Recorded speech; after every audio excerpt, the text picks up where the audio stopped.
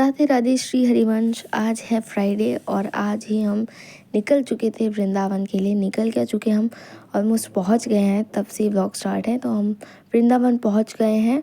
और वृंदावन पहुंचते ही स्टेशन पे हम ऑटो से अपने रूम की तरफ जा रहे थे।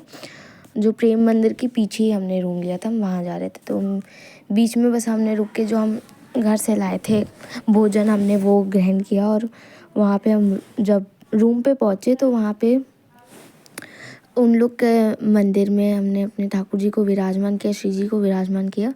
और फिर थोड़ा रेस्ट करके हम निकल गए रात को श्री गुरुदेव भगवान के दर्शन के लिए। और बहुत सारी भीड़ थी, लोग लाइन से खड़े हुए थे, आप देख सकते हो।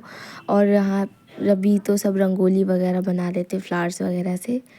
तो हम लाइन में लगे हुए थे। हम वैसे तो स्टार्टिंग में आगे लगे थे ठीक जब वो सामने से आते, बट हम कंफ्यूज होके एकदम पीछे चले गए। फिर भी हमें दर्शन हो गए और हमें बस आनंद ही आ गया दर्शन करके। बहुत ही अच्छा लगा। दर्शन के बाद हम दर्शन होते होते मतलब सुबह हो गई थी और उसके बाद हम आ गए राधा रमन लाल के दर्शन करने के लिए। और बहुत ही अच्छा लगा वहाँ पे।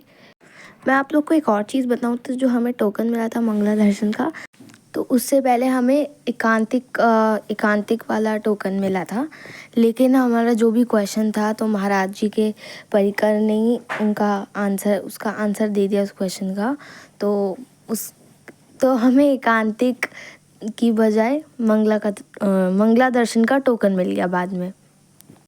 तो वैसे राधा रमन लाल जी के दर्शन करने से पहले हम बिहारी जी के दर्शन करने गए थे। सबसे पहले गुरुदेव भगवान के दर्शन के बाद हम बिहारी जी के दर्शन करने गए थे। लेकिन वहाँ पे आप सबको पता है रश बहुत ज़्यादा होता है। और उस दिन तो क्योंकि सैटरडे को तो देवउठनी एकादशी भी थी, तो उस दिन तो और भी ज़्यादा भीड़ थी। तो बस हम कोई क्लिप नहीं बना पाए, छोटी सी भी क्लिप नहीं बना पाए। तो हम राधा रमन जी के यहाँ पे भीड़ कम थी तो हमने यहाँ पे रिकॉर्ड कर लिया। तो जैसा कि आप लोग देख रहे हैं कि मंदिर गन्ने से सजा हुआ है, क्योंकि उस दिन था प्रबोधिनी एकादशी। तो उसी अवसर पर पूरा मंदिर जो है सजा हुआ था। राधा रमन लाल जी ने लाल वस्त्र धारण किए थे जिसमें वो बहुत ही सुंदर लग रहे थे। और बहुत ही आनंद आया वहाँ मंदिर में, बहुत अच्छा लगा सबको। राधा रमन जी के दर्शन करने के बाद हम गए श्री राधा वल्लभ लाल जी के दर्शन करने। फिर हम गए राधा वल्लभ लाल जी के दर्शन के बाद श्री गोपेश्वर महादेव जी के दर्शन करने। इस बार प्रबोधिनी एकादशी सैटरडे और संडे दोनों दिन थी। तो बिहारी जी और राधा रमन लाल जी के यहाँ तो सैटरडे को ही थी प्रबोधिनी एकादशी।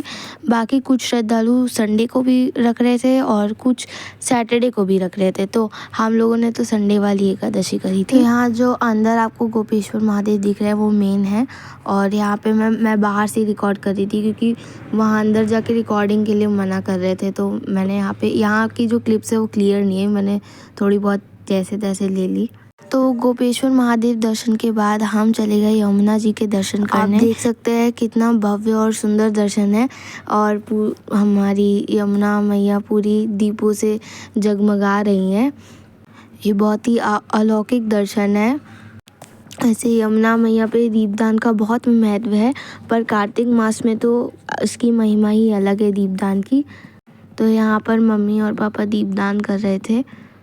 हम सब की बहुत इच्छा थी कि हम यमुना मैया के किनारे थोड़ी देर और रुके, लेकिन हम ज़्यादा नहीं रुक पाए क्योंकि हम अपने ठाकुर जी और श्री जी को श्रृंगार के लिए दे रखा था। तो शॉप जो थी वो 9:30 बजे बंद हो जानी थी। तो हम टाइम के चलते हम वहाँ से जल्दी निकल गए और ज़्यादा देर नहीं रुक पाए। बस हम श्री जी से यही प्रार्थना कर रहे थे कि अगली बार हम जब भी आए तो यमुना मैया के पास थोड़ी देर और समय बिता पाए।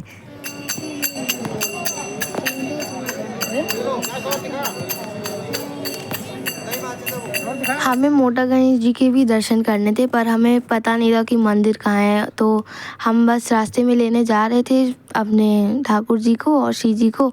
तो हमें श्री जी की कृपा से मोटा गणेश जी के भी दर्शन हो गए। तो बस अगले दिन सुबह सुबह हम निकल गए बरसाना के लिए, लाडली जू महाराज के दर्शन के लिए, और उसी दिन हमारी घर वापसी भी थी।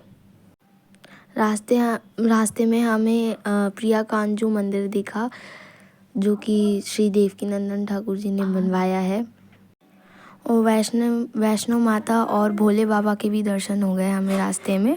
तो बरसाने का दर्शन आपको शॉर्ट्स में, मिनी ब्लॉग में देखने को मिलेगा, क्योंकि अगर इसमें मैंने कंबाइन किया तो वीडियो बहुत लंबी हो जाएगी। तो आप हमारे साथ बने रहिएगा। श्री जी के दर्शन आपको भी करने हैं। तब तक के लिए राधे राधे।